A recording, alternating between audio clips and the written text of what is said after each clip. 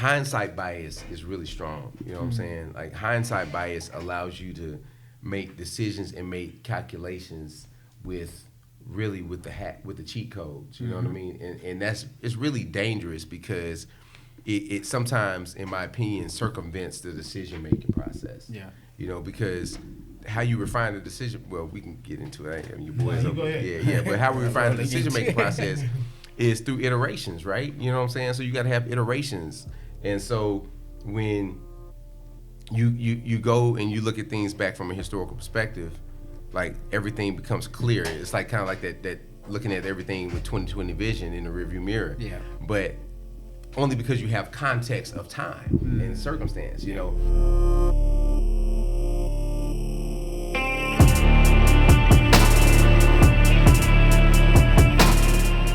So like when you go back and when I go back and I address, like I think about the Missouri Compromise, it's gonna like take it all the way off basketball. Let's go. But not really off of it. You know what I'm saying? Like when you talk about the Supreme Court of the same United States that we consider our home, which is our home, saying that the Dred Scott decision. So Dred Scott, you know what I'm saying? He was made free because it was Missouri. So it was like a lot of stuff going on. So he tried to claim his freedom because he was in a free state. And they said, well, no, the law said, or he had a grievance or whatever. I don't get into the history. I didn't pay attention to history until I felt like it impacted my life. Right. You know what I'm saying? So I became a grown up and then I loved it. You know what I'm saying? That's how everything works. Yeah, now it's real to me. You know what I'm saying? But with it all being said and done, he was denied his freedom because the Supreme Court ruled that the laws for the United States were not meant for African slaves. You know what I'm saying? Or African, immigrants or whatever you want to call it. Yeah. And so when you look at the context of that, you can see how somebody can have a legal argument to oppress you. You know what I'm saying? Even though morally and practically it makes no sense. And so I always look back at decisions that people make, even as seemingly minuscule as a basketball decision. It's like you're always making decisions with the information and the culture and the time and the sociology of what you live, And I think that's where it's important to, not that we don't shift and we don't change names and we don't take down monuments, and don't get it twisted. I ain't talking about not doing anything about history, but it's like acknowledging that history has a source, which goes also to the other side of where people are talking about so-called critical race theory who've never read the 1619 Project, or who are never actually, I was on Twitter the other day and somebody I must have followed on another whole thread, like probably something with whatever, they were talking about CRT, and somebody said, well, these are the same dumb blah, blah, blah, blah, blah about CRT. And so I'm the guy that I'm a questions dude, you know what I'm saying? I ain't about to try to pontificate. Yeah. I'm just gonna ask you a question and then you're gonna have to answer my question. Yeah. So I was just like, so what is CRT? And he's like, oh, it's the same thing that these people with the minds of a fifth grade. I was like, okay. So like I didn't respond anymore. It's like, okay, you basically shown yourself, So I mean, that's the thing. It's like having a context and saying that, you know what, this was not correct. Yeah. And we have means to we can address that incorrectness in a meaningful way in the current times. Yeah. But we don't deny the truth of what has happened. You know what I'm saying? Because denying the truth of what has happened means that you're really not giving a damn about the path forward to healing and unity. First of all, I would agree with you, but we also live in a time where everyone's just kind of creating their own truth. Absolutely. Revisionist history is a real thing. That's the problem. Like, I mean, you got on this beautiful green velvet coat right now, brother. Man, but somebody else might walk in right now and try to convince me that it's red. Absolutely. And they'll just say, like, that's my truth, even though that thing is green. Who are you to tell me this? Yeah. So, unfortunately, we're just living in these funny times now where we've all figured out a way to justify what we're doing, whether it's right, wrong, or indifferent. This is true. So one of the things I love that you said is you dropped the word vision. And obviously this is the Vision Lab. Even though this is a behind the dollar episode, right? Like you got involved into Forex, and we're certainly going to get into all of that. But you had a vision. You had a moment in your history that really transcended and changed your life and the footprints that you're leaving behind. Absolutely. What sparked that, and we'll kind of go into it from there. Yeah, for sure. Well, man, wow, that like I don't normally get like tears brought to my eyes by a question. You know what I'm saying? Like I'm a grown ass man. Yeah. You know what I'm saying? But you know what I'm saying? But you got me over here tearing up a little bit. You Good. know, because I think that clearly the truth of what I thought about in response must have really touched me in a certain place. And wow. You know, damn, Cuff. there's a lot. Right. Damn, Hey, I love it. You got me with the gut punch out the rip, man. Right out the rip. Bro. It's for real though. Yeah, no, it's real. I will say that, I've had a lot of what I call checkpoints along the way, right? But when I think about it, I mean, just immediately on your question, really again went back to the influence of my father, man. You know what I'm saying? He's no longer with us. And he's been gone this year. It's been 7 years. And it will November be 7 years. But my dad, Robert Jefferson, Air Force, ex-Air Force soldier or airman. He was just a really a solid man. You know what I mean? I was born in Illinois, Rockville, Illinois, outside of Chicago. And my dad was in the car business, and he was the first black finance manager in his company's history. With Chevrolet, he was Lou Bacro Chevrolet. I think the guy was German or whatever, and he saw something in my dad, and so my dad was, great salesman, and he brought other blacks, into the sales industry. This is the '70s, you know what I'm saying? So like you're just coming out of like the era of civil rights, like real being strong, strong in a narrative. And he was bringing on, to the point to where one of my business partners and close friends from Chicago, his dad was a mentee of my dad, and we're close friends now, you know what I'm saying? And we're doing business together. And so, my dad just being that kind of pioneer that it wasn't a name for it, there wasn't a social media for it, but he just intrinsically felt like that was the right thing. He even told me, he was like, man, if they had Black Panthers in Texas, I've been a Black Panther, He just told me straight up, Right. And, he was one of 11 siblings, the first one of them to go on and transition. And, but I just watched him, as a leader, eventually. So he moved back. So give it a little bit of his story. We moved from Illinois back to Texas. He went up there for the car business, and then he was moving back to start his own car dealership. And that was in the late 70s. So the oil embargoes, the oil prices, kind of like what we're dealing with now.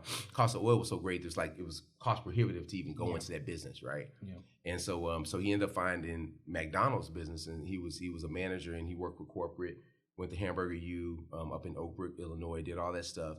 And eventually he found himself working with Black owner-operators. And he would like literally turn their stores around and make them some of the most profitable outfits like going.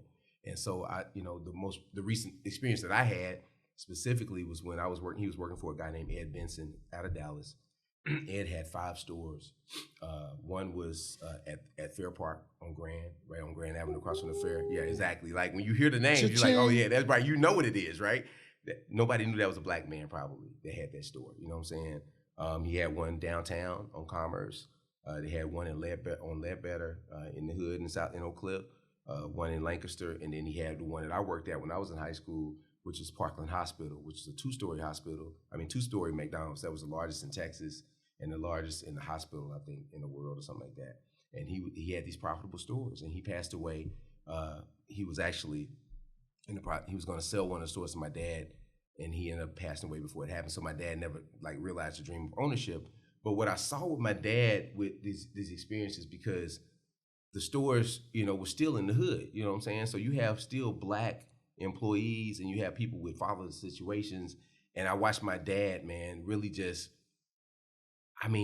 he was a leader. Like he was a leader. Like I didn't even know what the word meant, but it's like he was that, you know what I'm saying? And he did it in a way to where he held people accountable, you know what I'm saying? So he knew that they knew that there was a standard, but then he had like the fatherly love, you know what I'm saying? Because there was a lot of that lacking, he had people who he had promoted to managers, and they ended up smoking crack, and he didn't fire him. He just got him in order to where they, you know what I'm saying, they could function, you know what I'm saying, and still be. He showed some humanity. He showed us humanity, and it was a beautiful thing, man. And it was like to watch him, and he would, so he bounced around. So he worked with Ed, and then he went off and he worked with one I remember. He worked with a lady named Rita Mack, and she was in the BE 100s, Black Enterprise 100s for franchises. And she had one store. I think she has 2 stores now, even if she's even in business still. And in Atlantic City, New Jersey, like 3 blocks off the boardwalk, she had this one store. And my dad moved up there. He was living in Upseekin, New Jersey. I remember going up there in '88, and that's when I got my first. I was working for Wendy's actually. I wasn't even working for McDonald's. Like at 13, right, man. Hey, bro. Hey, man. You got to get your own, baby. You know what I'm saying? And they weren't trying to hire me over there, so I had to get in. But anyway, I was 13, man, faking like I was 15 so I could get some money. Yeah. Went up there, spend the summer with him, and he helped Rita like turn her business around. And then she became super like successful with her business. And with 2 stores, she became one of the most profitable owner operators out there. But he would have these events. So in Vegas, in Atlanta, they had the casinos, you had the Showboat Hotel. I remember Trump's Taj Mahal. Like all this stuff is crazy, like looking at in retrospect. And so he would have Thursday nights where they would go bowling. You know what I'm saying? Like just little team building stuff. Like stuff that people like write books about. He was just doing it. You know what I'm saying? Bronco Bowl here in Dallas. He would do Bronco Bowl. Do the thing, man. You know what I'm saying? So like bring it home, bro. He was there, and I remember one time. I was with his managers, and we were outside in the parking lot at Bronco Bowl, and my dad said something to me. He asked me something, and my response was, I know I was being flippant, and I was kind of showing out a little bit, like, you know what I'm saying, kind of flexing, and then, everybody laughed. I got the laugh out of it, you know what I'm saying? I got the value of the laugh of the conversation. Yeah. And so we all ended we all ended, and we went home, and my dad, after we said nothing, he's like, man, I want to tell you this. He's like, don't ever like basically come for me, you know what I'm saying, in front of my subordinates, you know what I'm saying? Like, and he said in a way, it was like, you knew what it was. Yeah, I'm like, I couldn't even say nothing. I was like, damn, you got me. You know what I'm saying? It's like he punched me, but he didn't punch me, and it was like, man, you know what, you ain't gonna never have to say that again. He just knew about humanity and how to handle people and treat people. McDonald's at Parkland didn't even have a drive-through. They play second. There's a competitions, like they got all kinds of McDonald's competitions. So they had a drive-through competition, and his team, who worked the register at Parkland, I think they took second place. Maybe they took first, but they were one of the top 2 teams. And everybody was tripping out because they were like, how did they even get this far without having a drive-through? You know what I'm saying? And he just took them over to Grand, and he started working them through the drive-through in Grand. Had them uniforms, had fresh uniforms, had them coming in military style, doing an inspection. Like he just, and they rose to the occasion because he expected that of them. Yeah. But more than that, they trusted him. You know what I'm saying? And so like, I think my dad, he really showed me a lot of stuff. I didn't even know what the words to put to it at the time. Yeah. But through his efforts and who he was as a leader and as a man, and then as a father for my family, of my household, my mom and his household, I just saw, and I think as I grow with a father, 2 sons, you know what I'm saying, like it resonates with me even more, you know what I'm saying? Because I can't tell you how many days, man, I don't know if this is a G-rated podcast, but it's like every day Absolutely not. Right. Every day I wake up, I'm like, man, I'm fucking up. You know what I'm saying? Like as a dad, I'm like, man, I'm fucking up. You know what I'm saying? And like that's my starting mantra. Before I do my meditations, I'm like, damn, I'm fucking up. Like I need to get up earlier. I need to do something else. And I know that that's a direct result of the influence that my dad had on me, man. And so that kind of speaks to it all. Well, I for one absolutely love the motivation or the motivating factor. You know what I mean? And what propels you to be the man that you've become to this day, right? We're here. Welcome back. It's Behind the Dollar. Big shout out to James Aquila of Aquila Tax and Financial Services. This is it, man, and I'm super excited because we're talking about something that we have never ventured into. We've talked real estate, we've talked stocks, bonds, we've talked automobiles, but there's a behind the scenes. I don't want to call it like a function, but there's a behind the scenes platform that exists in what's called Forex. So welcome to the show, Vision Lab Podcast, Behind the Dollar. What is Forex? So Forex is, for short, it's actually foreign currency exchange. And so, the best way to explain Forex to the layperson is if you've ever taken a trip outside of the country that you live in, you generally will be advised to exchange your currency, the currency of the country in which you live, for the currency of the country in which you're going. And the premise behind the suggestion to do it before you go is all supply and demand. Yes. And so you do that. Let's just talk about Mexico, because that's what's easy. Yeah. You just there's kind of thing you can relate to. Exactly. And so you trade your dollars for pesos. If you go into banks, even I was in Wells Fargo downtown doing some business for somebody else, but I saw that they had these bank rates, these currency exchange rates on a placard. And so it lets you also know that currency exchange rates don't change very much from day to day. So that's really kind of a thing that we want to put a pin in, and we'll get back to that. But basically, when you're traveling, you exchange your money for another country's currency, and then when you come back, you do the opposite, right? Mm-hmm. You get your currency back. That's called a round turn, okay, in currency. So you take a trip somewhere, you come back, that's a round turn, and that's the same thing in the currency market. So with foreign currency trading, what you're doing is just like the stock. Well, not like the stock market. It's similar, but not exactly the same. Currency is really a zero-sum game because for every decision that one person is making, somebody's having to make a counter decision, right? So if somebody is bullish on the dollar, somebody has to be in a counter currency, be bearish on the dollar, And so just like when you take a trip, I mean, it's like you don't exchange your money for pesos and then sit in a room and wait till somebody comes and brings pesos. You know what I'm saying? It's like, so it's a real thing and it's a transaction. It's notional as far as the supply and demand, but ultimately it's a net zero game. And so what you do in the currency markets, what's called the spot market, because a little bit of history about currencies, commodities, and futures are all kind of bulked together, right? That's why you have the CFTC, Commodities Futures Trade Commission. But you have they're basically kind of commingled together. And so futures and kind of how that all works is at some point there were crops that were being harvested and made. And so you're trying to get lock in prices for stability.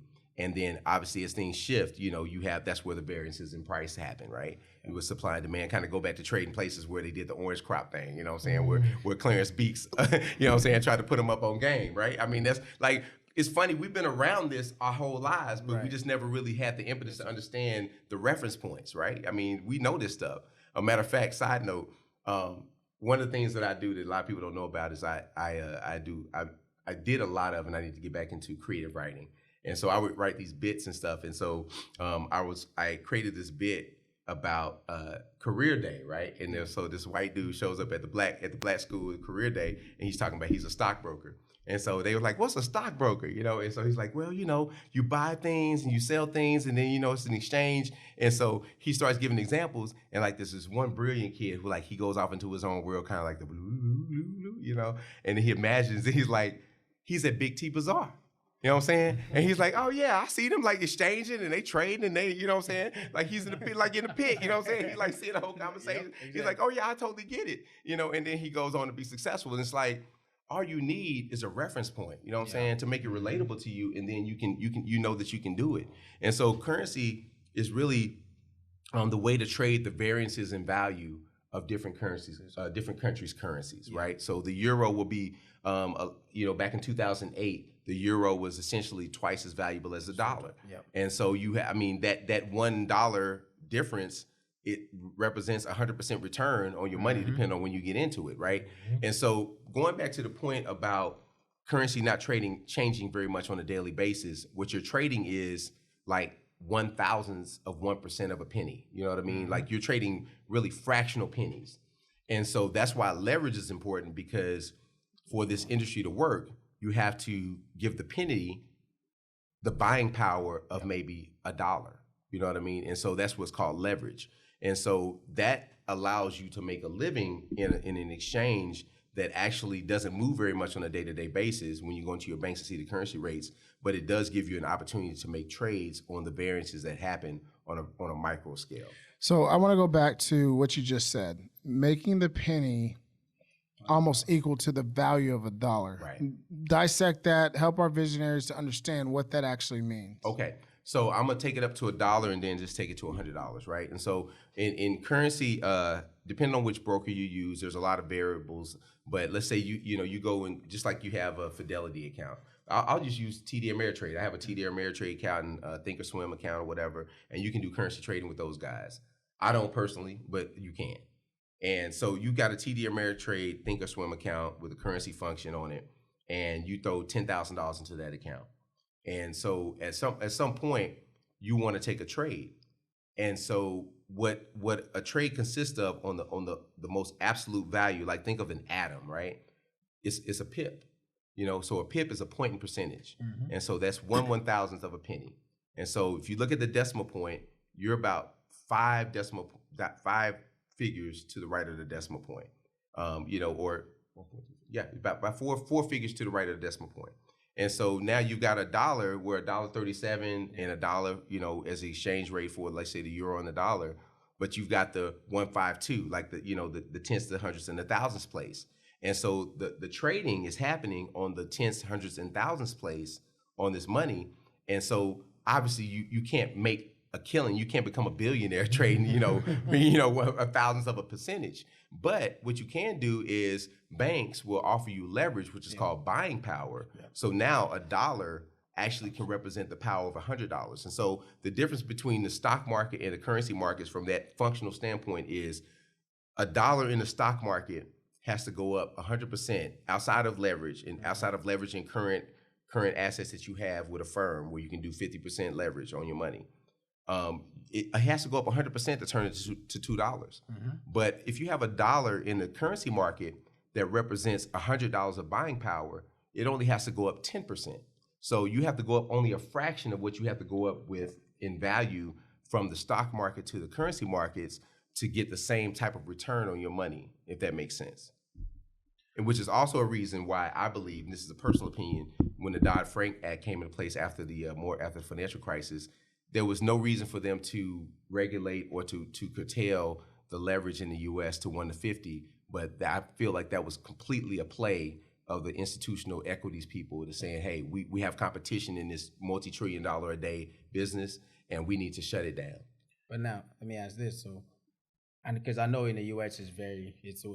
It doesn't give you that much buying power, right. But you can select, can't you pick brokers outside of the U.S. that gives you more leverages? Absolutely. Okay. Absolutely. Well, and that's so not to get too far off track, but so you can trade in the US and so there's pros and cons to everything, right? So in the US, our clients, we shoot them, we have a relationship, our attorney has a relationship with a lot of different brokers that are regulated. And we normally work with one specific broker because we just kind of have a track record in their customer service and everything is like on point with them. And they only offer 1-50, right? Yeah. I mean, that's the max they offer. Yeah. But then we got some brokers outside the U.S., like even one, that I trade with personally, for multiple accounts that I have. Right. We have in a session of maybe 100 or 1-200 leverage. And now the risk and the trade-off for that is you don't have the regulatory aspect. And so you can be in a situation to where you grow your account a significant amount, which is why I'm a big advocate of taking systematic withdrawals, which we can talk about later. But if they go down, you really have no recourse, and I've personally seen that happen. I won't get too far into it, but I will say that I had a 6-figure event happen with one of my accounts that I was pushed to a broker. I was in Finland when the Dodd-Frank Act kind of was coming into place. They pushed me to another country, which was fine. And then I got pushed to another broker. Right. And at that third broker, everything was good until the Swiss National Bank crisis happened. And I think that was 2016. And then a lot of people went out of business. And then they started having problems with withdrawal requests. So I had money over there.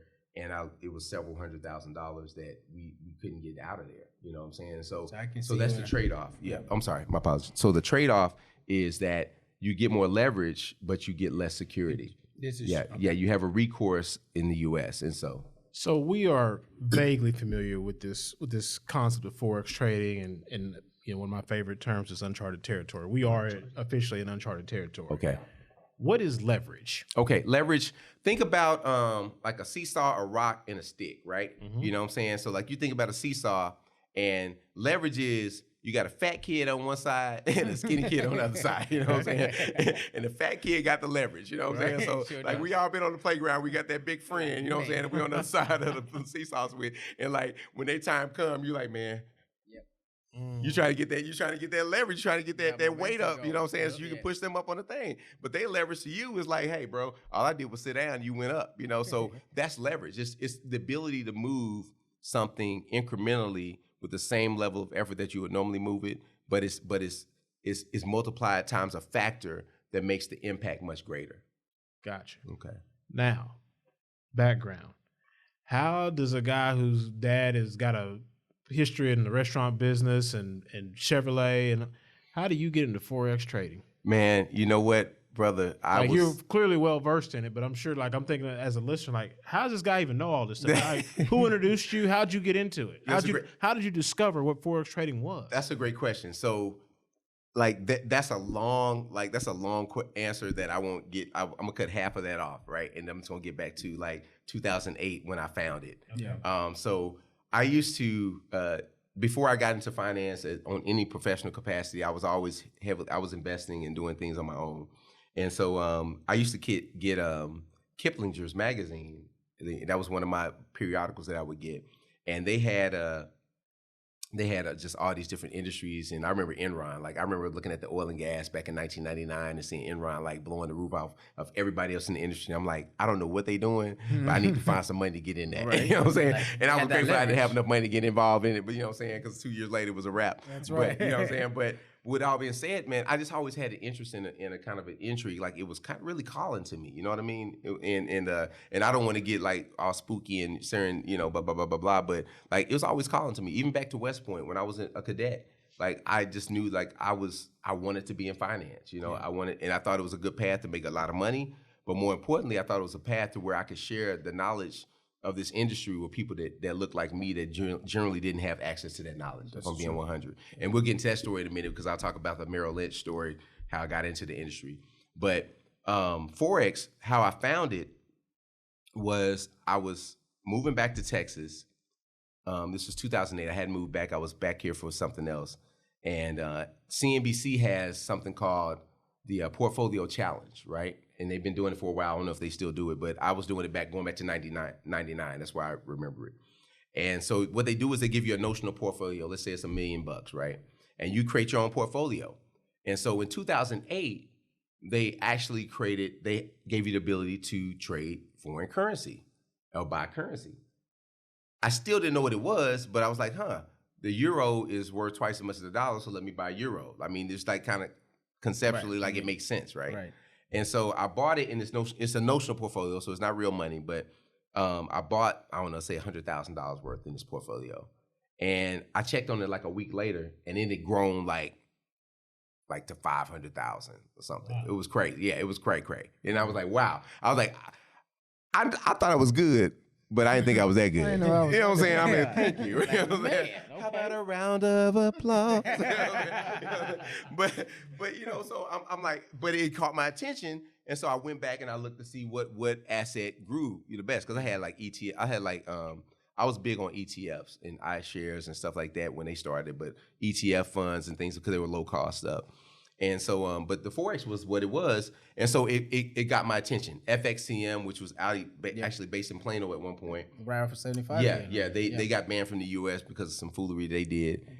You know what I'm saying? But with all being said and done, they got me. You know what I'm saying? So I was like, let me see about this thing that can grow 5X in a week. You know what I'm saying? And so I opened up an account with them and went through their whole process and started learning how to lose my money with them. You know what I'm saying? That was basically what I did, you know? And so, I mean, so it seemed like a humbug, but it was really something. This speaks to a deeper lesson, right? It was really something that was a part of a behavior that I had been participating in for 9, almost 10 years. And then this opportunity presented itself as a result of a behavior that I exhibited for 10 years. And then I was blessed to recognize it as a potential opportunity. Yeah. And then I went into that path and I started learning and exploring it. And I essentially paid for my education, because when you lose money, you're earning, you're learning, or you're losing, you know, and I don't believe in losing, you know what I'm saying? So I learned a lot, you know, and so with that being said, you know, I just kind of forayed into it, and I got to a point to where I just couldn't quit, you know what I mean? It's like, I think, honestly, it's almost like being in a relationship, you know what I'm saying? It's like, damn, we've been together 17 years. Is there any way I could like cheat on you and we stay together? You know what I'm saying? I'm just being real, because we've been together for 17 years. You know what I'm saying? Like, I mean, and we had a crossroads, so let's just go throw it all out on the table, you know? Yeah. And that was me. It intrigued me. It got me involved enough to where I made enough money to know it was real, kind of like we had talked about. Yeah. But then also it was elusive because I couldn't hold on to the money. And so I stumbled into it by way of a basically a habit that I had of wanting to always make more money in the markets. So it's, first of all, I love this story, right? And you talked about behaviors, and one of the things I fervently believe in are my 5 pillars, which is, and this is in no particular order, but perseverance, sacrifice, discipline, faith, and endurance, right? Absolutely. And so the first thing that I kind of hear from you is perseverance. Like, you got involved with this account, you made some money, lost it, but there's a mindset that you gotta have to have. And the first thing that comes to my mind is perseverance. Yeah. Talk about, whether you are a seasoned investor or brand new to the game, what type of perseverance you had to employ to get to where you are today. Yeah, great question. So, first of all, well, people they go and look at the book Think and Grow Rich, and they really give it a lot of credit, and it's a very beautiful book. But the beauty of the book is in the simplicity, really, of the message. You know what I'm saying? Because all it does is reinforce what you just talked about. It talks about having confidence and having perseverance. You know what I'm saying? And those are the secrets. You know what I'm saying? And obviously a resident expert knowledge of something. You know what I'm saying? But that goes without saying. So if you got confidence and perseverance, man, and you really truly believe in what it is you're going for, there's no time frame on it, right? I mean, because all of us are infinite. We're all infinite. We were born without money, and we're gonna die without money. You know what I'm saying? So all the stuff, the temporal stuff that we deal with, this is all manufactured. But what we do have is who we are. Yeah. And so, if you come to Earth with a dream, or you come to revelation of a dream in your earthly existence, then the only thing stopping you from getting that dream is either death or you quitting. You know what I'm saying? And they're essentially the same thing. Wow. They're essentially the same thing. You know what I'm saying? Right? Bars. Yeah. So, drop the mic. So for me, man, I just going back to even how I got into the industry. I was in manufacturing. You talk about how I got into it. I was in manufacturing with Georgia Pacific. I was a supervisor working shifts, man. When these cats took vacation, I was working 12-hour shifts. Yeah. I still ain't got past the point of, and I used to be a night owl, bro.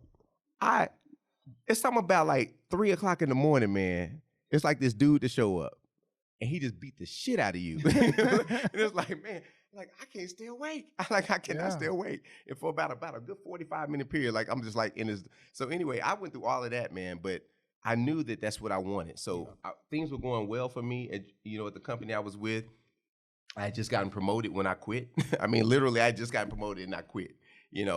But that's from having the faith in your dreams, and then taking action behind those dreams, and then having the belief and the perseverance to continue to see those things through. To your point, looking at my path, there's nothing from a dad who's in the McDonald's industry, in the car industry, to you have at least 3 other things you probably could have been doing before this. Right. You know what I'm saying? But what was instilled were principles, and so that's really the essence of it all. We all have access to principles. We talk about different industries. Side note, before I continue that thought, one of the things that I always wrestled with coming up as a Christian was people always talk about what your purpose is, right? And I'm like, man, I wrestle with that because I can't say that a football player's purpose was really to be a football player. I don't really believe that. Right. You know what I'm saying? I just don't fundamentally believe that. Yeah. It's a construct just like money. You know what I'm saying? Right. But what I can get behind, and I did a lot of thought on this. What I can get behind is that every human's God-given right and gift is really the ability to create. Yeah. You know what I'm saying? Now, you can create, and now the version of that creation can look like taxes. The version of that creation can be like real estate. The version of that creation can be football. The version of that creation can be Forex. But what we're tasked with, if I'm going to take the Christian narrative of being fruitful and multiplying, is to create. That's right. You know what I'm saying? So find a way to create. Man, that is so good. Yeah, that is so good. Yeah. So people get stuck on their purpose. Your purpose is to create. Now go find something that you're good at and go create more of it. You know what I'm saying? Wow. And then let it be life-affirming creation. You know what I'm saying? Because you can create a lot of bullshit and chaos too. You know what I'm saying? But it has to be life-affirming. You know what I'm saying? Like life-affirming creation is where I think you're in alignment with our God. You know what I'm saying? And everything else is sin. Man. Yeah. So, man. Yeah, bro. I think fire. Since you opened the door, can we talk about the sinner's prayer you had? Come on. What? Can we talk about the sinner's prayer? Like, man, I'm fucking up right now. You want to bring up old stuff. Okay. You want to shoot folks in their pinky toe. Okay, damn, yeah. So for those who don't know, I was sharing with the guys about my Forex experience, and it's actually, in all seriousness, it was probably one of the most pivotal points of my journey. But it didn't feel good at the time, and so I remember when I thought I was good, I was ready to start, right? You know what I'm saying? I went and bought a book from a dude from New Zealand about price action or whatever, and I started getting consistent or whatever. And so I put 50 grand in an account, and I was talking about leverage, right? So you talk about leverage. This is the power of the other side. This is when the heavy dude on the seesaw just get up. You know what I'm saying? We all experience that too, right? You know what I'm saying? You up high and then he get up and you gotta you hit the ground. Yep. Like that was me. So I got into a trade, and essentially it got me out of the money about 15 grand, somewhere thereabout. And so I was at about 35,000 of equity. And I remember saying the sinner's prayer. I was like, hey, God, if you get me back to break even, I'm gonna get out this trade. You know what I'm saying? And there's another lesson in that, which I'm gonna speak to after this, about having the integrity of your word, you know what I'm saying, and having really, you know what I'm saying, people talk about the 4 agreements, and it's crazy what people talk about. Like, I've been reading this stuff like 20 years ago, you know what I'm saying? I'm like, dang, this stuff is real, because people still reading it. But like, having integrity with your word is a real thing, right? So anyway, I didn't have integrity with my word, but I was like, hey, God, if you get me back to break even, I get out this trade. And I promise you on my life, man, to my memory, like, within 30 minutes, that trade came back and it was hovering right at break even. I could have got at it small plus, or like a break even or small minus. And I remember saying, well, maybe it's gonna keep going. You know, we gonna go keep the party going. You know what I'm saying? You know how you do. You know what I'm saying? You threw up, you feel better, and then you gonna go and kick it tonight. You know what I'm saying? The next day. You know what I'm saying? We doing the same shit tonight. You know what I'm saying? So I got into this trade, bro. Repeat. And I'm sitting there, and that thing went away from me, bro. And it didn't come back. And I literally had my laptop. I had it on the coffee table. I was laying on my couch for a week watching this trade. I mean, like, through London session, through New York session, like, I basically wasn't living my life for like a week, bro. And I was waiting. I was like, maybe it's gonna come back. It never came back. So Friday came. It was the first week of the month, so it was non-farm payrolls was coming out. That's unemployment numbers. That's basically, it's a market moving event, you know, for those who don't know. Yeah. And so I'm in this trade, and this is when you could hedge. This is, you know, so the Dodd-Frank hadn't come into place or nothing, so you could hedge against yourself. And so this is kind of like Luka getting that technical foul rescinded where he could play in the last game. It's like, you wish you kind of didn't have the opportunity to do this, and I would have been out of trouble. But so the market started moving crazy, and it freaked me out. So I was like, well, maybe, I mean, if I'm on the wrong side of it, I need to take the other side of the trade. You know what I'm saying? That's logical, right? You know what I'm saying? Hey, man, we in Vegas, baby. You know what I'm saying? This is entertainment value. That's what, you know what I'm saying? You fool yourself and all that foolishness. And so I took the other side of the trade for the same lot size. And so I was basically $30,000 in this trade. And I freaked out, and I just closed out all the positions because it was like, it was moving so much. I was like, man, I'm about to lose my money. And I just closed out, and I lost 30 grand. Like, I basically waited a week to lose 30 grand. You know what I'm saying? You could have broke even. I could have broke. Could have broke even. Could have made a couple. I had no chance, right? You know what I'm saying? I could have won. I could have just had a chance to breathe. You know what I'm saying? Yeah. But what did you extrapolate? What lesson did you extrapolate from that?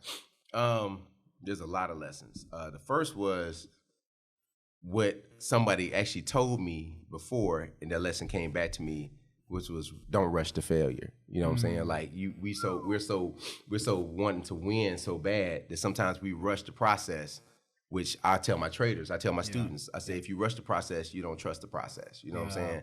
Because you want a result without going through it, you know? Yeah.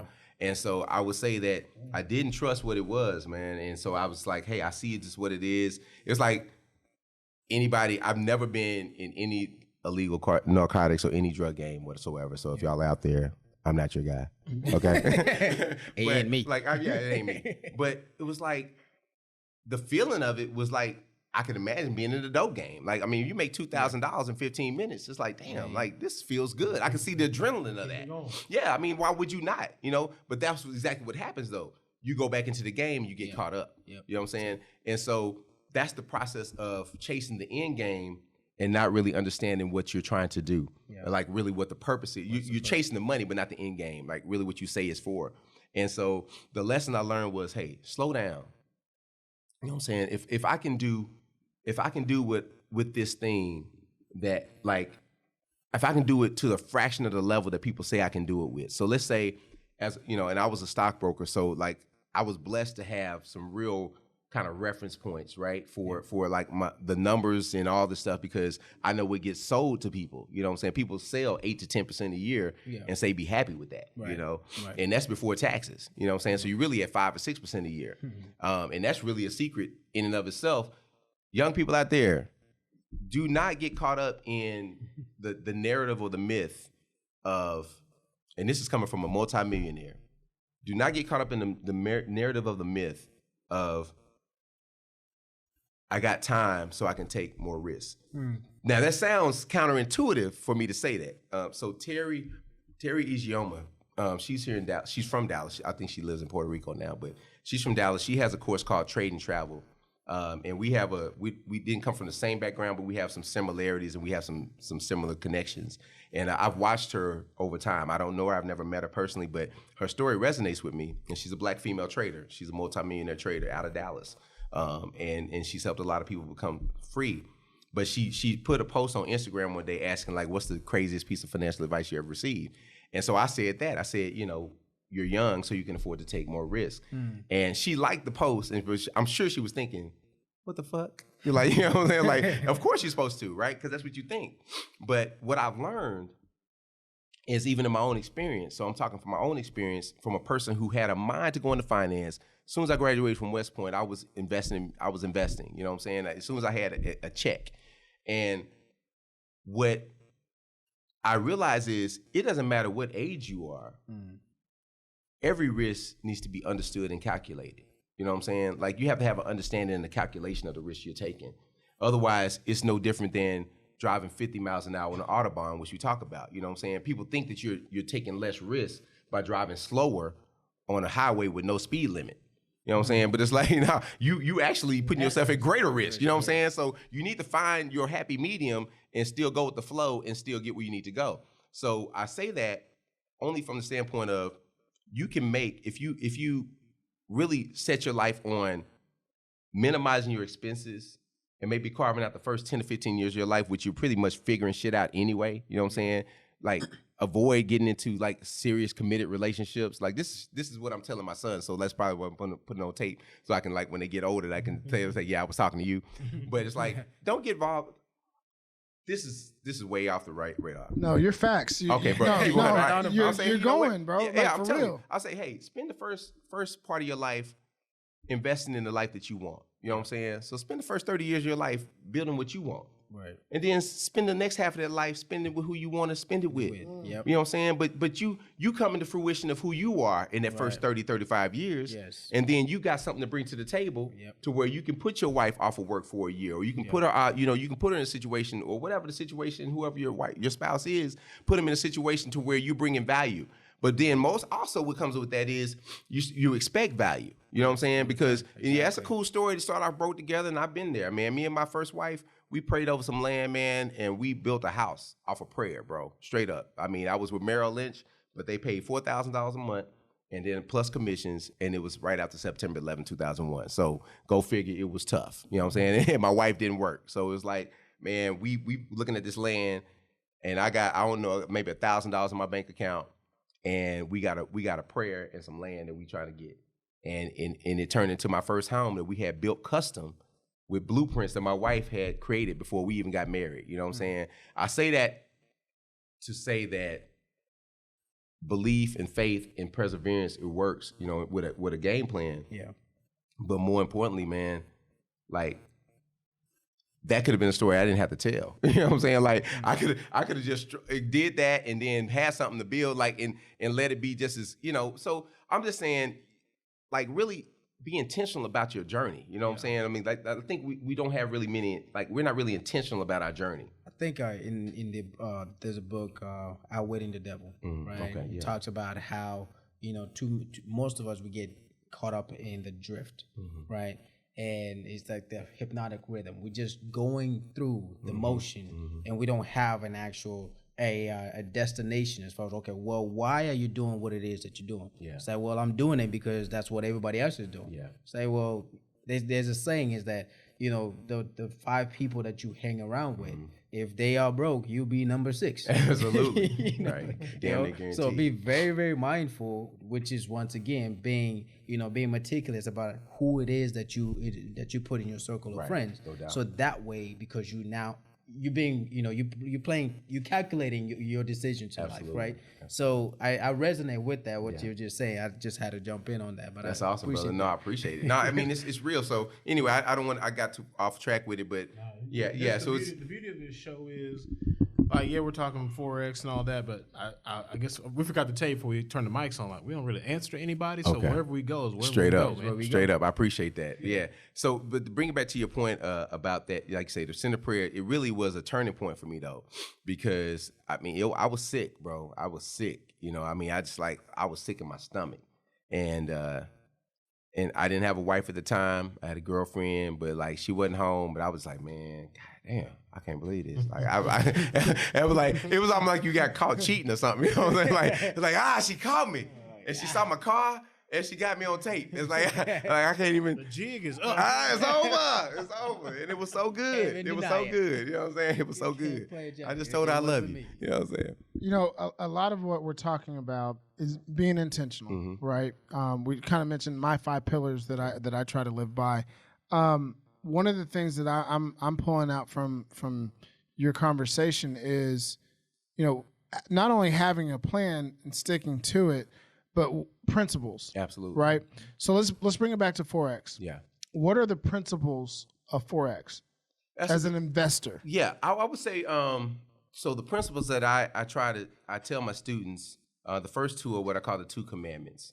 And I talk about, you know, really knowing yourself and really being honest with yourself and keeping it real with yourself. You know what I'm saying? And it's so important because whatever you're dealing with on a conscious or subconscious level, it creeps into your trading, you know. And so I always say, like, keep it real with yourself.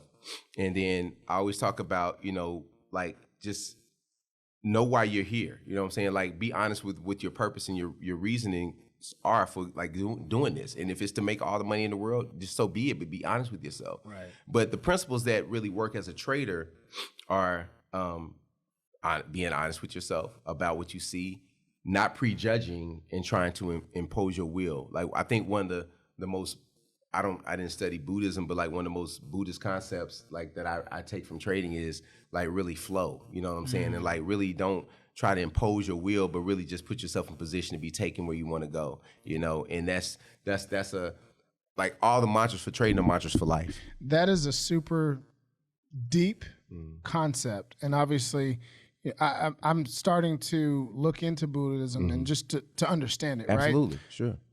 The concept of flow, be like water. Yeah. You know, how does one do that? Because you had a situation where you're praying, you know, sinner's prayer. Hey, just get me back to even. Exactly. You know what I'm I'll be saying? happy. And then all of a sudden you get there and it's like, no, I'm not going to be disciplined. I'm not going to have the integrity that I should have. That's right. And now we're on this whimsical roller coaster of a ride for a week. Yeah.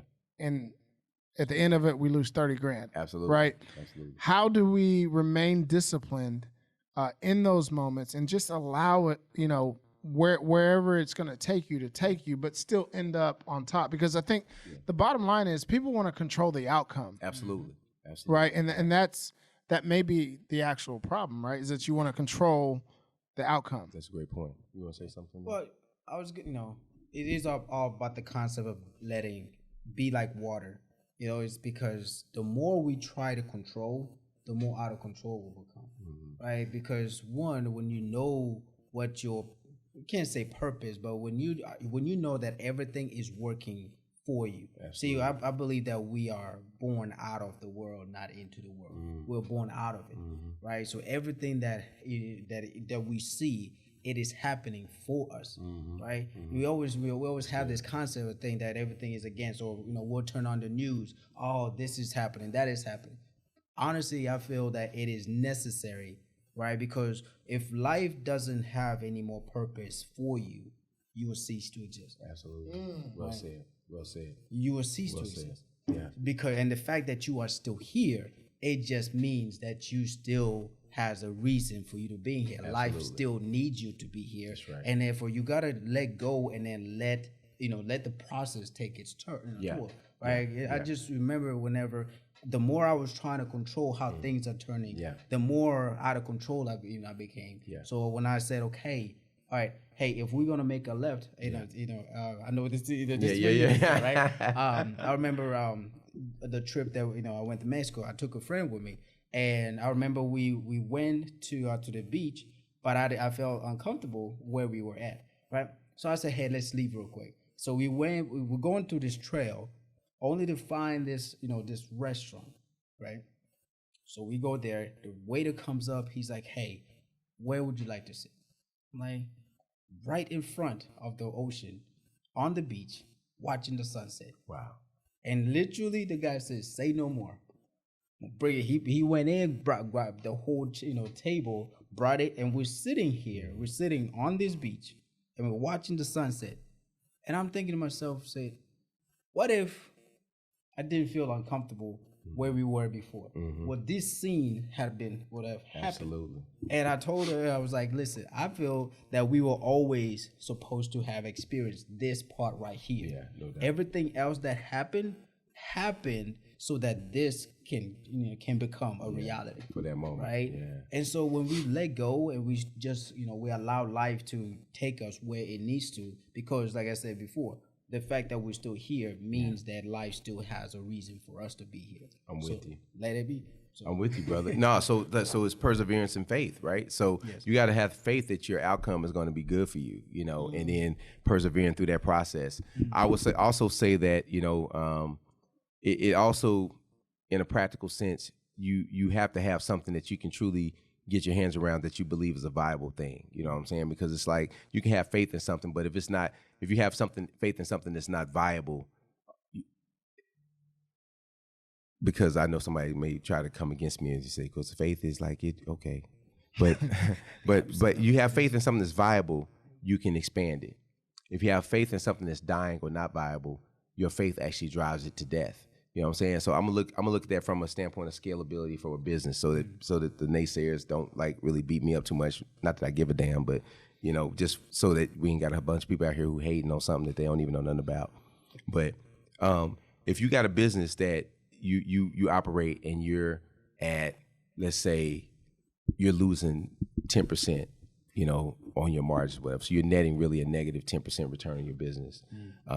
Or like you got loss leaders, you know what I'm saying, or whatever. So, but it's not enough because you got enough cash. Like it's not enough to kill your business.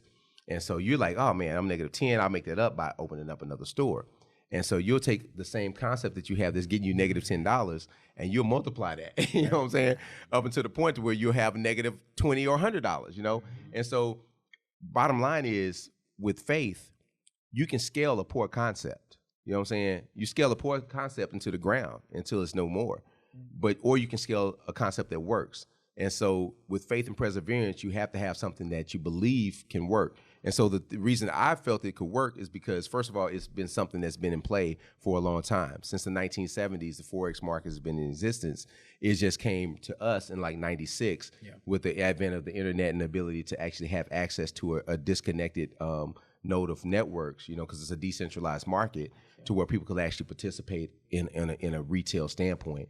And so as you do the history, and so that it's important to do your research, because you should understand anything on some fundamental level from a risk reward and a fundamental, like kind of the concept of what is meant for before you go into anything. And so I think once you have a fundamental understanding of something enough to where you say, okay, this is a viable thing, then you can add faith and perseverance. You can make it into what you want. There are so many gems and bars that have been released or that have been dropped in this episode. But I'm not gonna let James slide. I'm sure y'all heard how player he was with whoever he was on the. Oh, he did that. He kept it all the way out the scene. You know what I'm saying? Don't put that man out there like that. I ain't mad at it. Whatever he did though, he did that though. He did do that. He did that. Matter of fact, he spoke to that. He spoke to them in that. Hey, you know what? all that we went through. This is the moment. You right? know This it was is for though, right? You know what I'm saying? Right. It's for this. Exactly. For this I moment, told player, you. player. Right, exactly. You doubted me, didn't you? That's awesome. Gotta love when it works out. All right, so just to kind of bring it back to Forex, right? For our visionaries that are tuning in. And by the way, thank you so much for your love and your support. If you like this video thus far, go ahead and make sure you hit that subscribe and that like button. You know how it works. You're helping out the algorithm, letting more people be influenced, and hopefully they get the same value out of it that you are. How do we get involved? How does a newbie, a newcomer, get involved into Forex? Man, that's a great question. I didn't think that I would have so many emotions about that question, but I'm really sensitive to answer that. You know what I'm saying? Because back in 2008, 2009, when I really hit it hard, all you had was brokers, and they trying to sell. They giving you their education for free, but they really just keep. It's almost like being on a blood drip. You know what I'm saying? Like they give you enough blood to keep you alive, but like you never really succeed. Yeah. And so I would say that you want to get with somebody that like is somebody that can teach you, but even before that, I think it's important to kind of go down your own hard knocks path. You know what I'm saying? And it's difficult because when I got into Forex, straight up, they just wasn't scammers. You know what I'm saying? There's scammers out there now. I get DMs. Man, I had my nephew, he hit me up. He's like, hey, is this you? I was like, nah, it ain't me. He's like, somebody copied your account and they DMing me trying to do investment services for me. You know what I'm saying? And I had people, I'm like, what in the world? And that's happened with multiple people. But I would say that, first of all, if you got scammers, that means it's something that's successful. You know what I'm saying? It's something that's working for somebody. Yeah. But I think the best thing is to, first of all, get a basic understanding of what it is, what Forex is. That don't mean going and doing a whole lot of extra super research. Go to babypips.com. Mm-hmm. Babypips.com is the best free website that I've ever come across that can teach you about Forex. Matter of fact, I'll venture to say that they teach you more about Forex than you need to know. Yes. You know what I'm saying? Yes. But if you want to go and get an education on Forex that's unbiased and has no agenda but to teach you, go to babypips.com. Yep.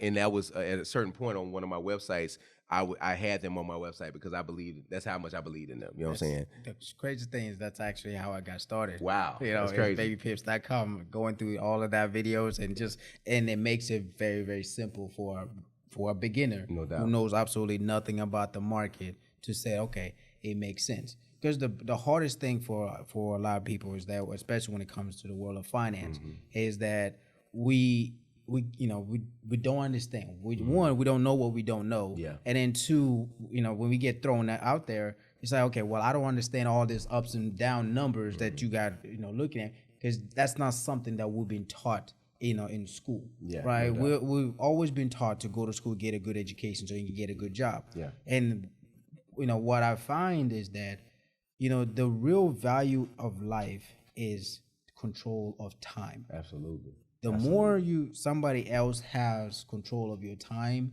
the more or less control you have, which in return, you're not really getting the ability or the I can't say the joy, but you're really not getting to experience life in your own term. In the fullness of, absolutely. Yeah. And Forex, right, it gives you that ability to be able to say, hey, okay, how much is it do I want to earn? Right. Now, there are some learning curve, right? Yeah, absolutely. Before you can get to that point, you have some learning curve, just like anything else in life. Yeah. But so when you say Baby Pips, it brought a lot of memories back to mind. I'm like, yep, that's exactly how I learned about the business. So. And so I would say Baby Pips is a good place from an educational standpoint. If you choose, because what I found that for me, this speaks to another concept that I'm working on, which I'm not ready to get into it now, but I've got another business in that I'm working on about high quality decision making. And Baby Pips is a great starting point to get the education. But the other part is, for me, I needed to play with real money. You know what I'm saying? Like doing a demo account didn't really affect me the same way as having real money in the game. Yeah, exactly. So like your decisions don't really count as much. And so I would say, go to babypips.com, get a basic understanding, open up a demo account to learn the functionality of trading. You know what I'm saying? Learn what all the buttons and you can push buttons and mess it up and not lose money. And then once you get a concept or a methodology or an approach to the market that you find that you feel is viable to create long-term success, then drop a little money in and take small breadcrumb trades. You know what I'm saying? Take 0.01 pips or 0.1 pips or something, something small to where it's not about making money. It's about learning and understanding. Yes. And then you can eventually, like, once you get that learning and understanding, you can literally copy and paste that into a bigger account and make all the money you want to make. Absolutely. But most people want to skip that step, honestly. I think it's learning the concept, learning the trade, right? Because something that you mentioned earlier is that don't be in a rush. What did you say? Don't rush to failure. Don't rush to failure. Yeah. Don't rush the process, right? Yeah. Because once you really learn the trade, you can't take away a trade. That's right. That's right. Once it's you like learn the riding a skill, bike. it cannot be taken away from you. That's right.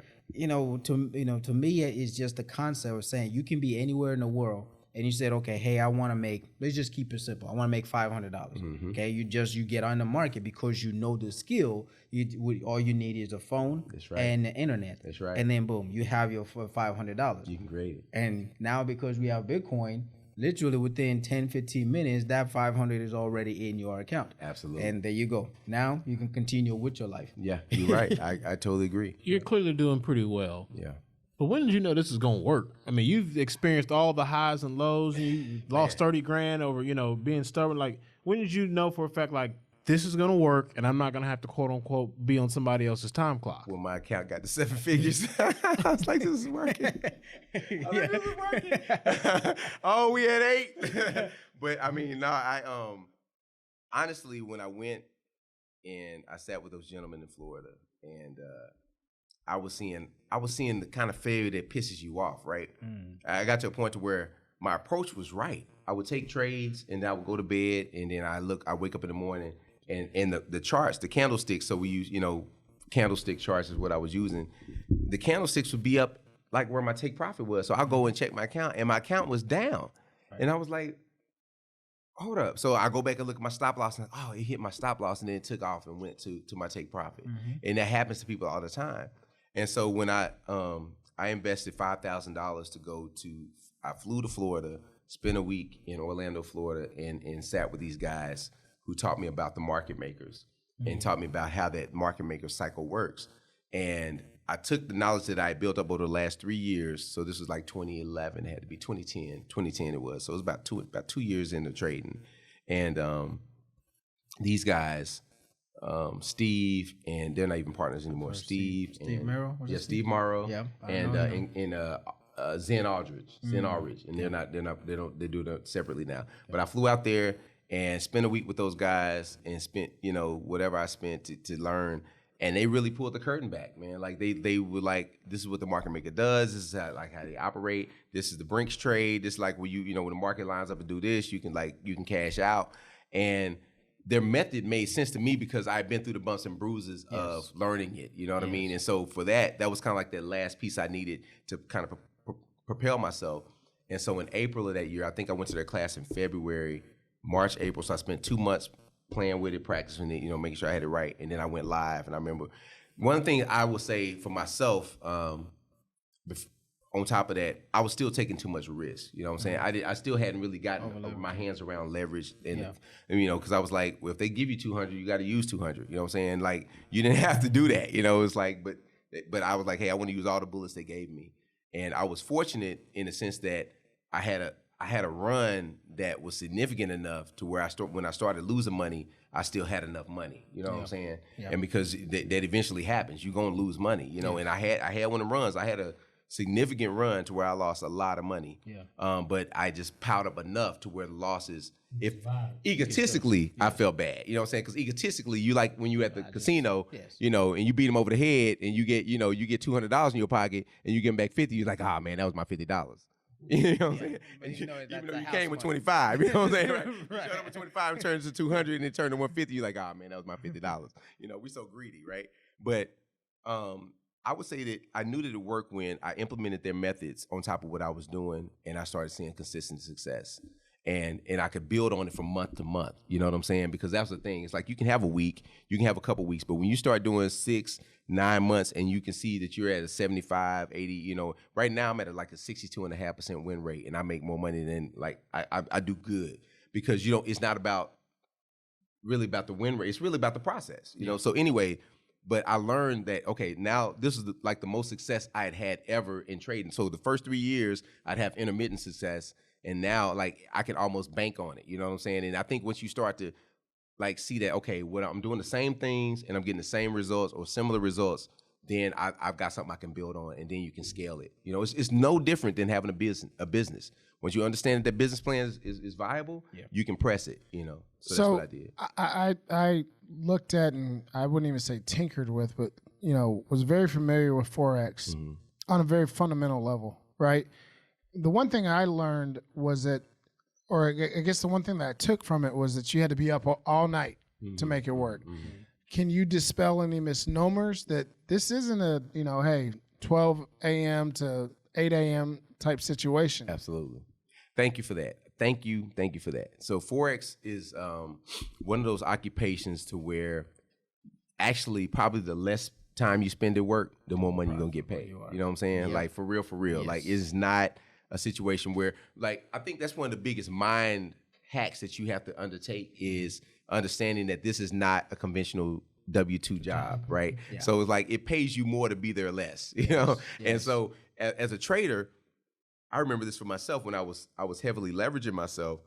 I go into a trade, and if you get out of the money, like you pretty much enslaved to that trade until you get to a comfortable point. You know what I'm saying? Because it's like, I'm out the money.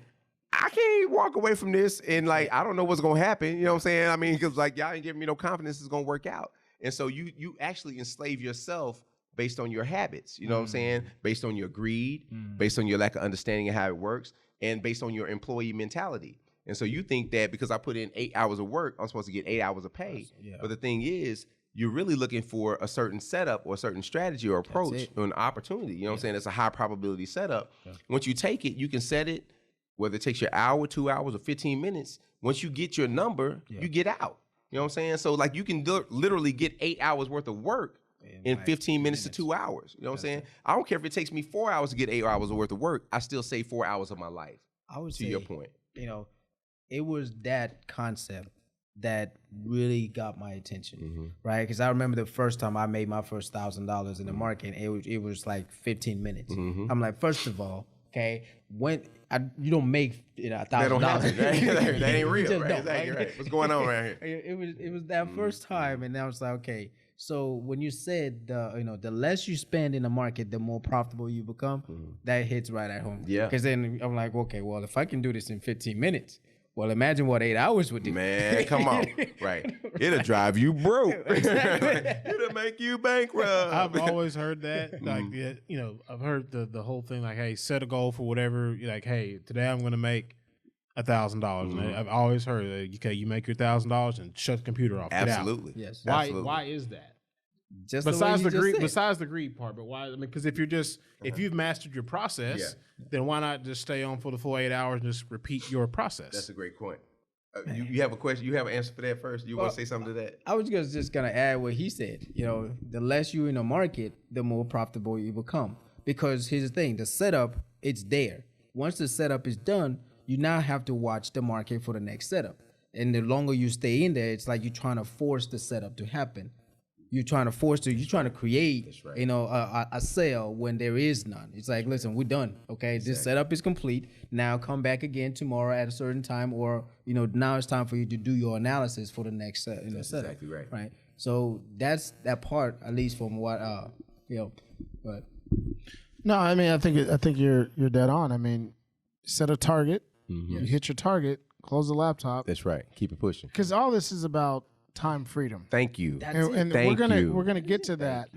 But I know you wanted to say something else. Yeah. So with that, to add on to that, I agree. I was thinking when you said this, and I hadn't thought about this before, but like think about those people who swim like the English Channel, or people who like do these round the world swimming trips. They have the capacity to swim around the world or whatever they do from one place to the other, like in the Arctic, and like do it with no clothes on.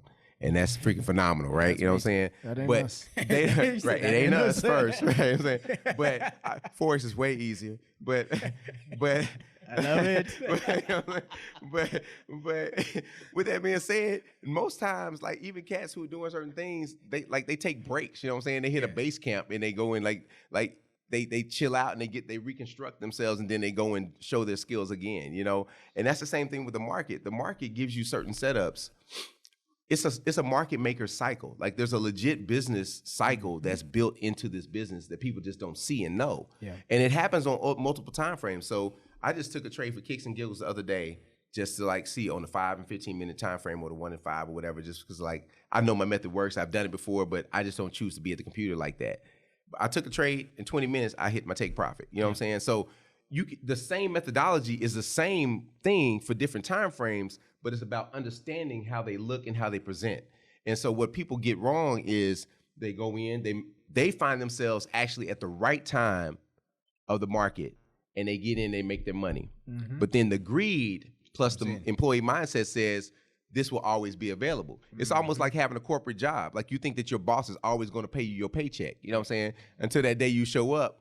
You know what I'm saying? You did that overtime that day, and they was like, man, you shouldn't have did that. You know what I'm saying? So it's the same with the currency market. It does have a cycle to it. Not that you can't make money in different points in time, but it truly does. I mean, it's truly a business. And I think that's really the misnomer to your point about Forex. People don't understand that it's a business. They really do treat it like a 24-hour casino. And That's good. yeah, you can't. There's points in time where you're going to lose. I mean, it's just cyclical. And so as long as you know, hey, when I put myself in this high probability situation, and it may only show up 4 times a month. Yeah. But you know what? I'm putting 5% of my capital on this 4 times a month.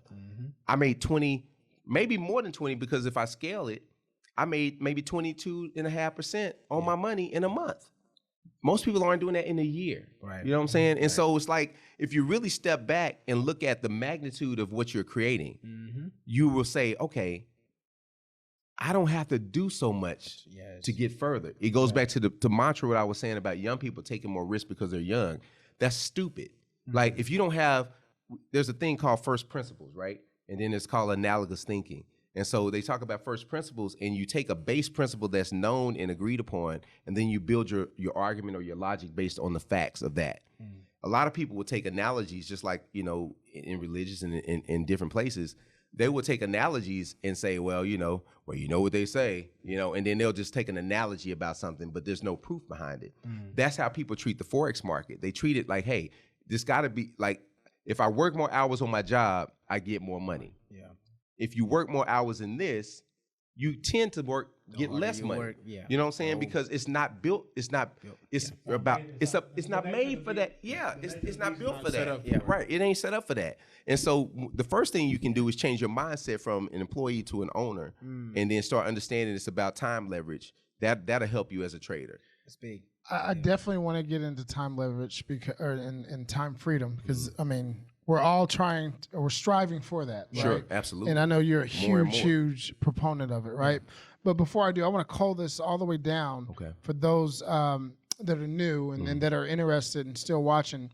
You know, it took you a long time to get to this point, right? And we understand that, you know, just like in anything, if you want to be successful, you got to take your lumps, your bruises, and some losses, right? Right.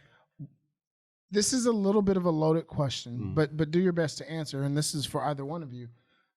Ideally, if you're willing to invest your time, effort, and energy into this, what should a new person expect in terms of starting to see, you know, consistent returns? Sure. Great question. So I would say that if you really logged into it and then you say, hey, I'm seeing consistent success, really your percentage return can be limitless. And I'm not saying that to really sell the concept, but it's true. But what I would say from a risk management standpoint is taking it down to what are you able to lose? You know what I mean? And so the upside always talks, and I remember this from when I used to do some angel investing and stuff. Like the upside always takes care of itself. You know what I'm saying? But can you handle the downside? And so what I look at, and I always tell my students, even when I send them out trades, I always start with the stop loss first. You know what I'm saying? Because I want you to like identify with what you're putting at risk before we talk about the upside. And so what traders can really make is really infinite, and it's legitimately infinite. You know what I'm saying? And I'm not just saying that I'm not capping. I'm not trying to make it more than what it needs to be. And I can give you some numbers to give you, like, maybe people feel better about it. but I rather much talk about the downside. And like, if you can handle the downside risk. So for me, in general, on a basic day, like without me taking any losses, I'm normally risking per trade no more than 2% of my account value at any time. A lot of people trade 5, 10, 15, shit, damn near all their account. And so you got 50 or 100% return potential on that, but you got 100% risk loss potential. Mm-hmm. And so I found a system to where it's like, hey, I can consistently risk 0.5% to 2% of my account per trade. And I can eke out up to 80% a year on my money. You know what I'm saying? This year we'll probably be more like 33, like we talked about. We're up 17 and something right now. You know what I'm saying? And so I think we can get the other 15 here in a minute. I'm really excited about that. But like if we only earn 15% a year, like life ain't bad. We killing the game. You know what I'm saying? Like I was just looking at some stuff I got from real estate, because I do look at REITs, and I have some like some private equity REIT stuff that I do or whatever, right? And so like they talk about 13.8 or 14 or 15.5%, annual returns. Of course, you get cashed out, so it's like it's not like 100% like just that, because you got the cash out of what if you liquidate, have a liquidation event. But I know that if I had put $50,000 or $100,000 in Forex, I can probably create almost the same return I would get in doing a passive REIT investment. So it's about understanding how to generate those returns.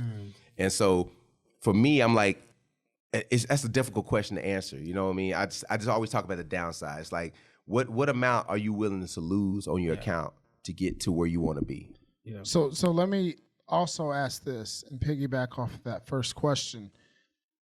Once you've gone through, you've studied, you've inquired with people like yourself, gained mentors, etc. What would be a good amount? And I obviously I understand there's a lot of different variables and factors, but all things being equal, let's say what industry did you come from before you started manufacturing? Manufacturing. Okay, so you're an hourly employee. You make, let's call it $60,000 a year. Yeah. 1/12 of that is $5,000. Yeah. Right. Okay. Would you advise someone in that capacity, in that role? And I think you talked about earlier, like the average person makes about $48,000 a year. Yeah, right? exactly. It's median. So let's just say 60 less taxes, 48,000. You're willing to invest $5,000. Yeah. 1/12, 1 month out of 12, right? Yeah. Is that a good starting point to Yes. hey, take $5,000 and see what you can do with it? I agree. Yeah, yes, Okay. 5 is a good starting point, and because I think that with the numbers we're talking about, let's just talk about you can legitimately do like 20% a month, like legitimately. Like that's the crazy part about it. You have to like find a place where you're like you're literally comfortable with. So I would say that let's just say 20% a year, and you will probably, and I've had to run those numbers, but 12 years, $12,000. Oh, $12,000 at the end of the year. Well, if we're talking about 20% of 60. Oh, gotcha. Okay, 12. Okay, gotcha. Okay, I was like, okay. As a starting point for an investment. Gotcha. Okay, so now if you start with 5, no, what I'm saying, because I'm one of the things for me, and I think it's really a blessing for people that I've worked with, is I was a stockbroker / financial planner. So I always when I answer these questions, and so I'm going to answer it the way that I would normally answer it. It depends. First of all, you know what I'm saying? So what does that 5,000 represent to you? That's a good starting number, just as a notional number. It is a good starting. Matter of fact, I tell people the lowest you want to start with, absolute lowest, is $2,500. You know what I'm saying? So that's the lowest you want to start with. But 5,000 is a great starting point. But now it's about, and I was just having this conversation with a real estate developer because we were talking about bringing it to her clients who were doing, have like getting paid more cash than they ask for, in their houses. So you got like $100,000 or $50,000 in extra equity or money available. And so I said, instead of getting them to tell you a number, like give you a number, let's go goals based. So like if you sell your house and you have an extra $30,000 over asking that you have available to you, and you move into your next house, and obviously your proceeds from your current situation puts you in a good situation to get more, leverage that money to more a bigger house, more wealth potential. But you still got this $30,000 that really is accounted for. Let's say that you said, I want to pay my house off faster, or I've got kids that I want to get set up for college, or I've got a financial goal that I want to hit in a certain amount of time. I would say first, like kind of reverse engineer that. Like, okay, what is my goal? Because one thing I always speak to is like, let's not just trade or do anything for the sake of doing it, right? Let's Right, not just do it for the exactly. sake of even making money. Let's just do it for the sake of accomplishing goals. Because like you said, we're talking about time, freedom, and all this stuff. So if you have these proceeds, what is your next goal? And that also keeps you honest, right? Because if I tell you, yeah, you can start with $5,000 and we just go ad infinitum with this, Right. that's when you run into what I ran into back in 2008, 2009. I had no goal. Right. I just wanted to make money. You know what I'm saying? So when you want to make money, that's like being on, I've never been on drugs, but I was like, that's like being on crack in my imagination. You know what I'm saying? It's like you can never get high enough. You know what I'm saying? So it's like you're really setting yourself up for failure without an end game. And so I always, whatever you do, one thing I will give, like, hey, begin with the end in mind. You know what I'm saying? Yeah. Like Covey said, like begin with the end in mind and then reverse engineer it back into a number. And I think that's the safest way to go once you're confident with it. Now you know, okay, I need to get to, let's say, take the $30,000 off of proceeds of a house that I have extra. I want to pay my house off. Let's say I had a $250,000 house. I sold it for $400,000. And I got a $700,000 house coming, right? So I put $370,000 into this next situation before I refinance and do all the other stuff that, you know, you real estate professionals get all sexy about, you know what I'm saying? How we can leverage this. But I got $30,000 and I want to pay this house off faster. So I've already got this amount that I know on just a 30-year note, just for amortization purposes. I've got a 30-year note, but I plan to pay it off in 10 years. And so I backed into that number and it says, okay, I need to pay an extra $1,500 a month to pay this off and get it done in 10 years. So now we need to back into what does $1,500 a month represent on an annual basis? You know what I'm saying? Because every month's not going to be financially the same. And so $1,500 a month times 12, 18,000, babe, man, boy, you faster than me. I love that, boy. Hey, bro, hey, I love it, man. Yeah. Sharp brothers, intellectuals. And so you got 18,000. And so now if you know you're creating the equivalent of that through Forex, through passive income, you know what I'm saying? So now 18,000 on 30,000, that's more than 50%. That's about 65%, 62.5%, I think, a year or something like that. So that's aggressive. So now you got to say, okay, I've got to adjust my goal. Maybe it will take me 13 years or 15 years to do this, or, you know, or I have to put more money up on the front end. Yep. But what you're doing is you're adjusting it for your feasibility factor, what I call the feasibility factor. So if you 60, It's 60%. it was just straight up 60. 18, Okay. 18 out of 30 is 60%. No. So saying, is that what other was? Yep. Okay, cool. All right, damn. I went 2.5 over. It's all good. Do it for taxes.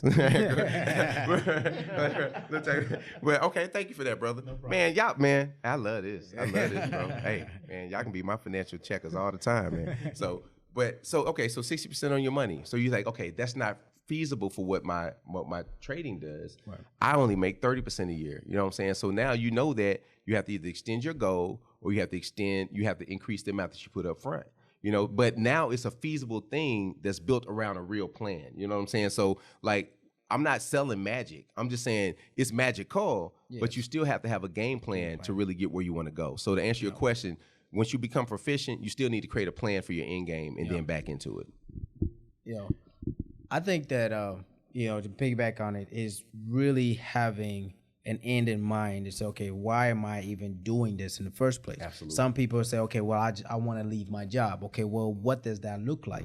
Okay, hey, I make $30,000 a year. So basically what you're saying is you need to make $30,000 a year trading Forex, and that's going to help you leave your job. Right? So you don't just get in there for the sake of getting in, because I've witnessed this where there've been time where I'm trading just for the sake of trading. I can literally be, looking at $1,000 and have no passion of, taking the money and walk away with it. But if I said, okay, hey, I have a school that I'm building in Africa and they need $1,000. Guess what? Now, as soon as I get that 1,000, well, guess my goal has been met.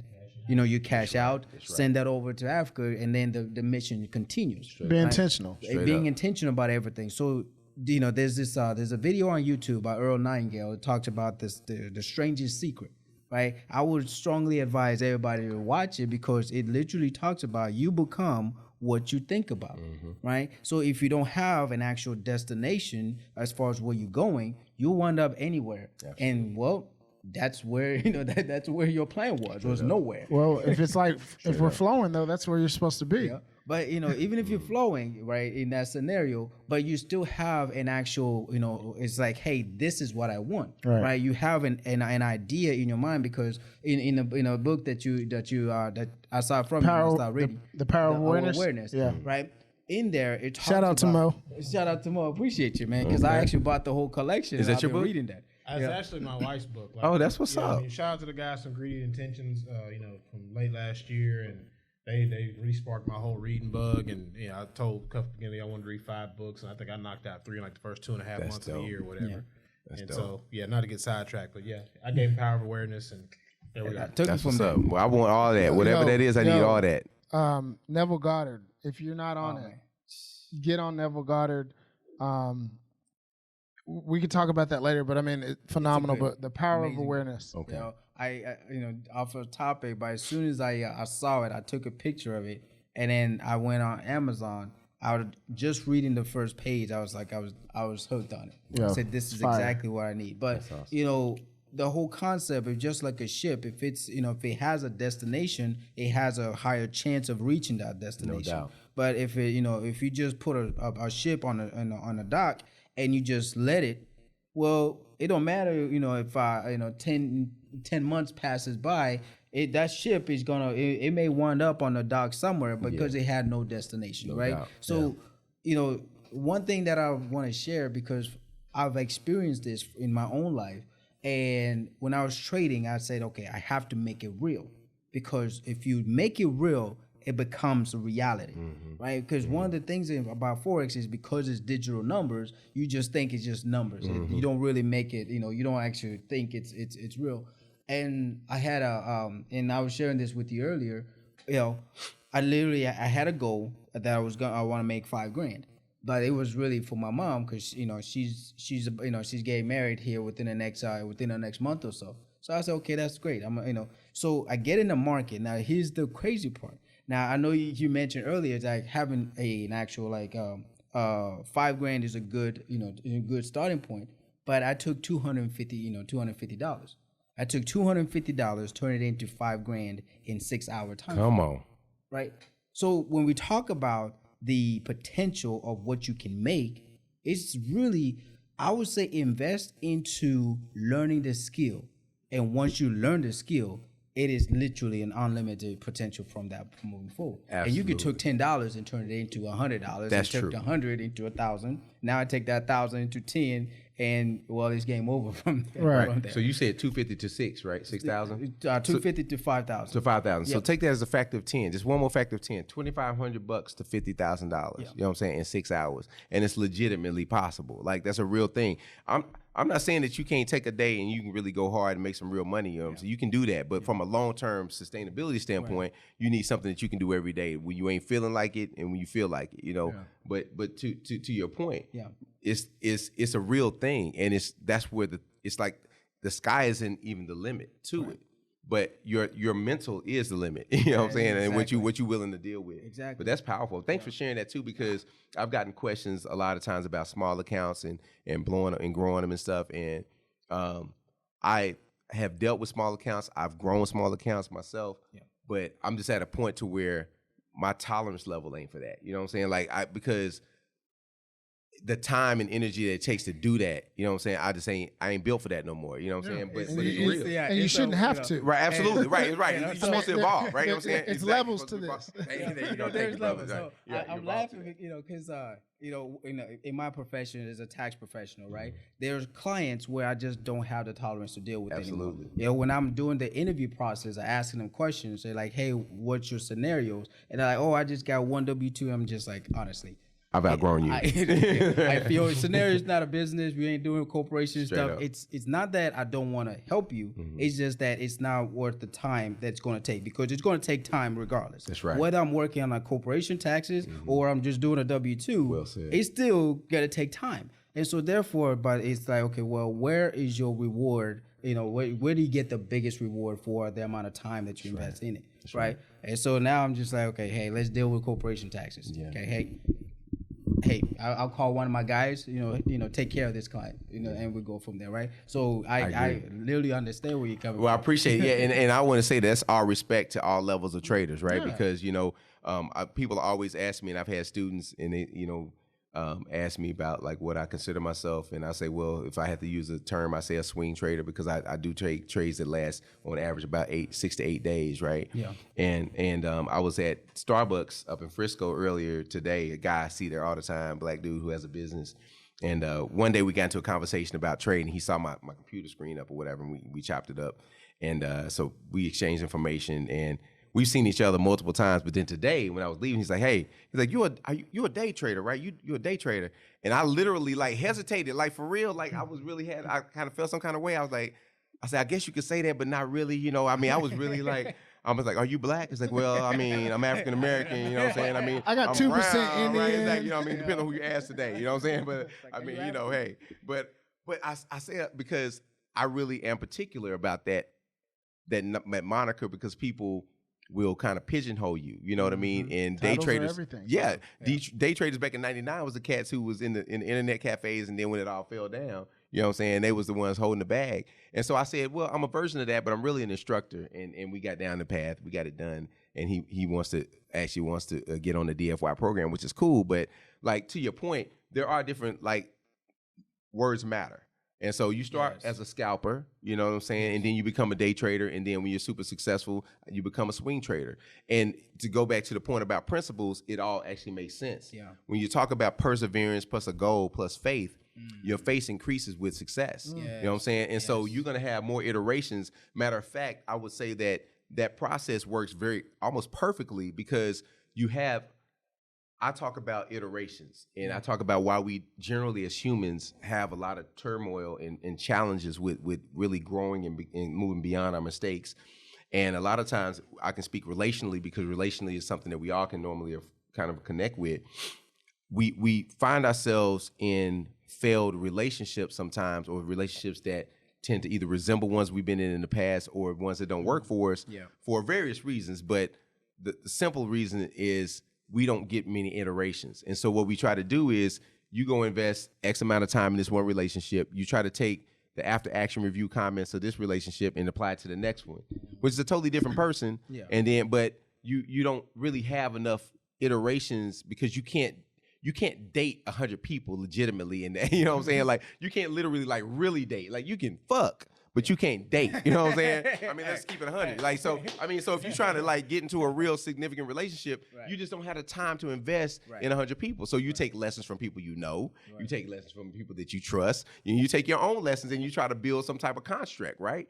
That's iterations. But in business and in trading, you actually can have iterations, and that's what helps you. So as a scalper, you're going to be taking more trades. You know what I'm saying? Mm-hmm. And those trades, if you're doing them properly and you're actually learning and building on it, it's going to build a kind of a foundation to where you can move to the next level. Exactly. And then you'll get more iterations of that, and you'll learn. You get your bumps and bruises. You get your accuracy up, and then you'll spend less time getting the same amount of money that you got as a scalper. Yes. And then eventually, as your confidence builds, you can trust the process enough to let a trade go for 2 weeks or 2 months or 6 months or a year, because you know that your process works, and now you're a swing trader and you still cash out on the other side with big money. You know what I'm saying? That's how it works out when you kind of, it's like a crescendo. You know what I'm saying? Like you build up to that. Yeah. And so, but you got to have iterations under your belt to trust the process to do that. Man, I love that. This has been really, really fun, Kev. We appreciate you. No doubt, James, brother. thank you for introducing to us. Oh, yeah. It is time for us to land the plane. All right. So imagine yourself at a round table similar to this. Yes, sir. I know that. Y'all are brothers, right? Might as well be at this point. Okay. Oh, he denied you off the rip. He's it's like, nah. all good. Hey, everybody has a Judas. Get your hand up my pocket. Everybody got a Judas. Okay, I hear you, brother. Yeah, I said it. So it's a round table. It's 5 other seats. You get to have 5 people of your choosing at the table. You know, whether we smoke cigars, having barbecue, whatnot. Who do you want at your table? That's a great question, man. Wow. I need to think about that more in life. But because you put it up to me, I got to come up with an answer. I'm going to speak in principle. Am I cheating? Hey. All right, cool. I'm going to cheat and speak in principle. I want somebody who is a leader in social issues at the Q. I want a person who's a leader in legal issues at the Q.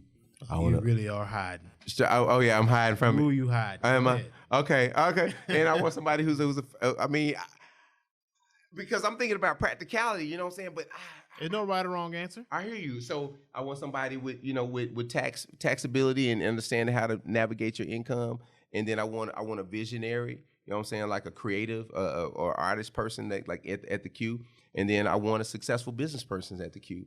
And then I want somebody who's in a spiritual realm that really is delved into that from a holistic standpoint at the Q as well. Because what I want is, or I guess what I'm imagining is aspects of myself. You know what I'm saying? Yeah. And I want greater aspects of myself around me to help me expand towards. That's what I'll be looking for.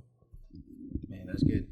No, I was gonna just say, because the thing I've learned about life is that we're all a reflection of each other, right? Mm-hmm. We're all a reflection of each other, and so when we understand that concept, you're able to deal with people accordingly. It's like, okay, how I'm dealing with this person, it's in direct proportion of of myself. Absolutely. Right? We talk about life is 90% of is actually 10% of what happens to you, and 90% of how you respond. For sure. Right? And so how you respond to life is really in what's going on here. So all of those 5 people that you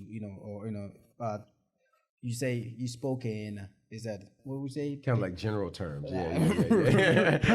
It was real general. He said safe principle. Yeah, right. Principle speaking. Yeah, so my apologies. All of those, putting them in the room allows you to, create a higher version of you, because Absolutely. You're able to see from all aspects of life. That's right. Right. So I think that's really powerful, because at the end of the day, that is the one thing. I said I read a book one time, The Science of Getting Rich, right? And in that book, it states that we can serve, we can render God or man no greater service than to be the very best version of ourselves. No doubt. Right. So everything that we do in life is really all about projecting the very best version of who we are, because when we do that, now as we came, coming back full circle, you talked about creating, right? We're all about creating. So therefore, let's go out there and let's create. Well, how do you create a product that you are, that you're completely satisfied with? Well, by being the very best version of who you are. Now, the thing about being the best version of you is that every single day, you're always striving to be better than the day before. No doubt. And there's no really a competition against somebody else. It's really just about, okay, how can I improve the person I was yesterday today? Right? That's good. Man, that's good. And that sounds like that came from Napoleon Hill. That quote. Which one? Be the best version of yourself. No, so that was Wallace Waller. Yeah, that was the Science of Getting Rich, right? I've got that book. They're all in the same. Yeah, for sure. I need to cop that. Yeah, it's a good book. It's an easy read too. It's real easy. Yeah. All of them, make a ton of sense.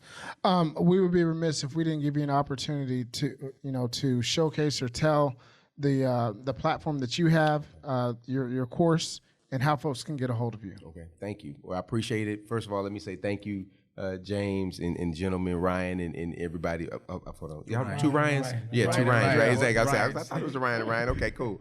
So I thank you, gentlemen, first of all, for just, thinking of enough of me to have me on, and believing that I have enough value to, to bring forward to your people and people who trust you with information.